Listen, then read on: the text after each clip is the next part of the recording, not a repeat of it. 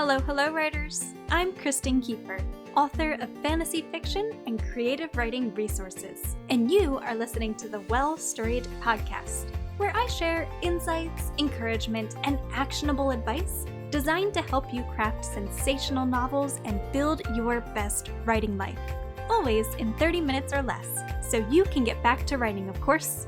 Ready for the show? Let's get talking.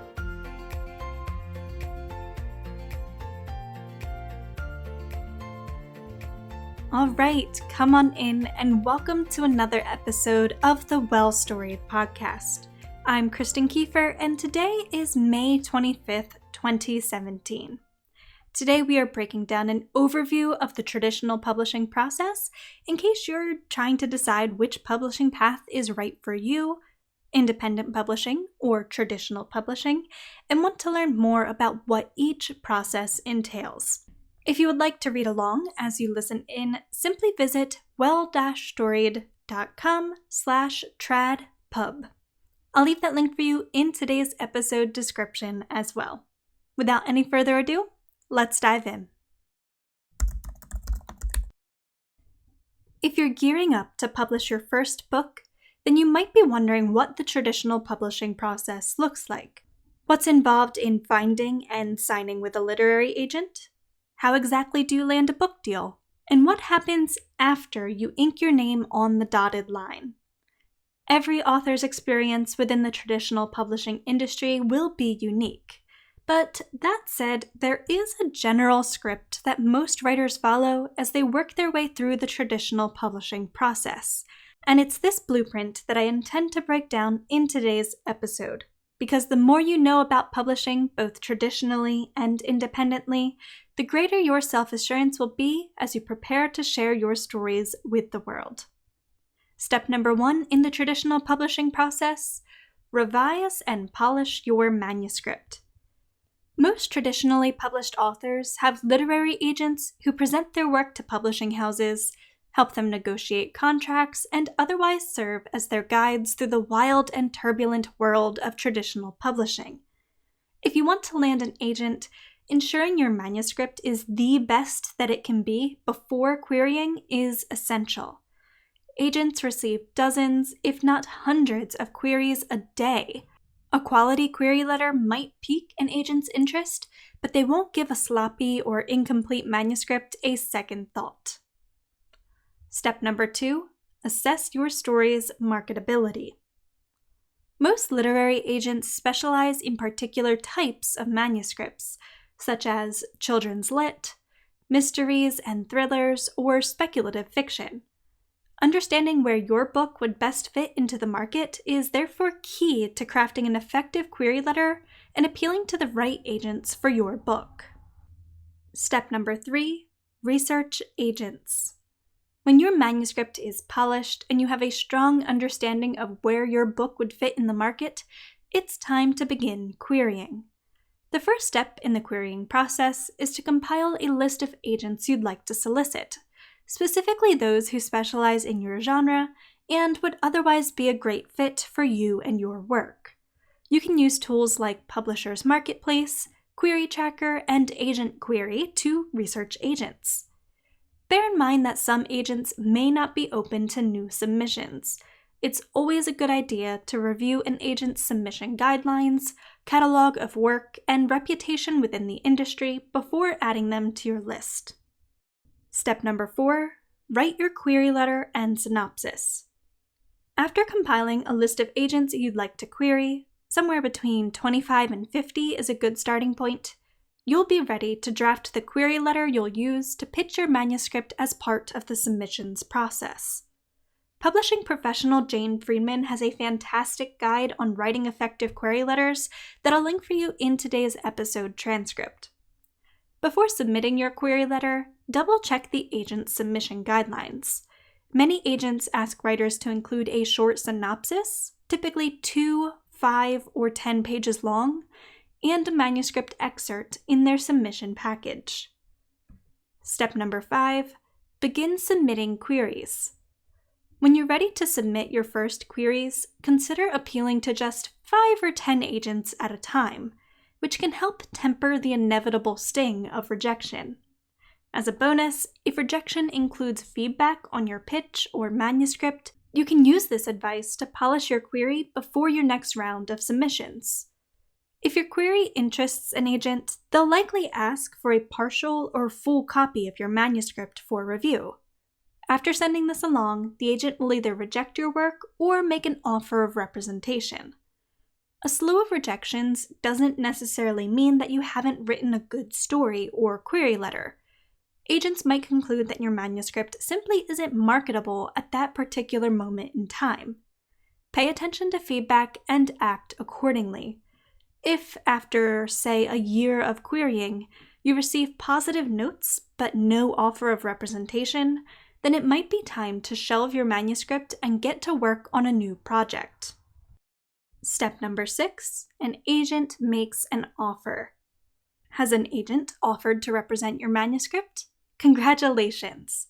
Such news can be incredibly exciting, but resist the urge to automatically accept the first offer that comes your way. Your relationship with your agent is pivotal to your success as an author, so take the time to review their professional track record and ask any questions that might come to mind. It's okay to take several days or even a few weeks to make your decision. If you're waiting to hear from other agents you've queried, then be honest. Give the agent a clear deadline by which you'll make your final decision. Step number 7, sign with your agent.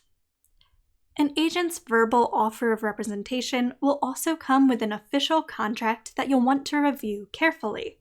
Again, don't hesitate to ask any questions that come to mind, and always be on the lookout for potential red flags. Now is also the time to have an in-depth conversation with the agent about your goals for both your manuscript and your career. This conversation should help you gauge whether the agent is a good fit for you and your work. If you're happy with the contract and have faith in your working relationship with the agent, then go ahead and sign that sucker. Oh, and maybe pop some champagne while you're at it. Step number 8. Your agent begins shopping your manuscript. Remember that conversation that you and your agent had before you accepted their offer of representation? If you agreed to make any editorial changes to your manuscript at your agent's request, then now's the time to do so. When it's ready, your agent will begin shopping your manuscript around to acquisitions editors at the appropriate publishing houses. If your manuscript doesn't receive any interest in the first 6 months, then you and your agent may have a conversation about further revisions or a change in tack. If your agent shops the manuscript for several more months to no avail, then another serious conversation will be in order. In all likelihood, your agent will want to see your other work and may offer to represent a different manuscript, which is why continuing to write during the submissions process is so important. But in some cases, an agent may wish to part ways if they're unable to secure a deal for your manuscript, at which point it might be time to start a new project or resume querying. Step number 9, sign your book deal. With any luck, one or more publishers will make an offer on your book. When this happens, you'll review the contract with your agent and negotiate terms as needed. Then, when you've settled on the right deal for you, it's time to sign. Step number 10, your book is assigned a launch date. After your deal is finalized, your publisher will assign your book a tentative launch date, such as spring 2022, that is typically at least 18 months away. And so the countdown to launch day begins. Step number 11, developmental edits begin.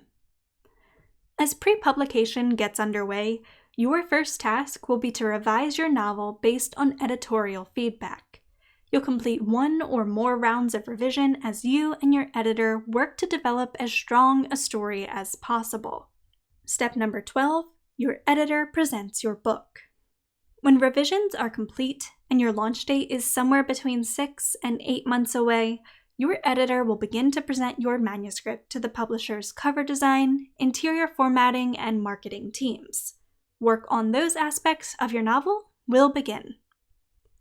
Step number 13, line and copy editing kick off. While various departments begin bringing your book to life, you'll have the fun job of combing through your manuscript line by line to polish your story's prose. You'll likely complete several rounds of line and copy edits before finalizing your manuscript for publication. Step number 14, pre-publication tasks pick up. 4 to 6 months before launch day, you'll begin a slew of pre-publication tasks, such as finalizing your book's cover design, strategizing pre-launch marketing, seeking author blurbs, and sending out ARCs for early review. That is, advanced reader copies. Shortly thereafter, you'll begin marketing your upcoming book in earnest. Though bear in mind that the scope of marketing assistance you receive as a debut author might be limited. Step number 15, your book becomes real. Just a few short weeks before publication, you'll receive the first finished copy of your book. Time to break out the balloons. And finally, step number 16, launch day arrives. At long last, your book will make its debut on the market. Congratulations! You're officially a published author. With any luck, your book will sell well, and both your agent and editor will be all too eager to take on your next project. Did this breakdown help you better understand the traditional publishing process? Again, I'd like to reiterate that these steps are meant to map out a debut author's general journey through the wild, wild west that is traditional publishing. Your own experience may end up varying greatly. For more information on the traditional publishing process, I recommend checking out some of the articles from publishing professionals and traditionally published authors that I've included for you in today's episode transcript.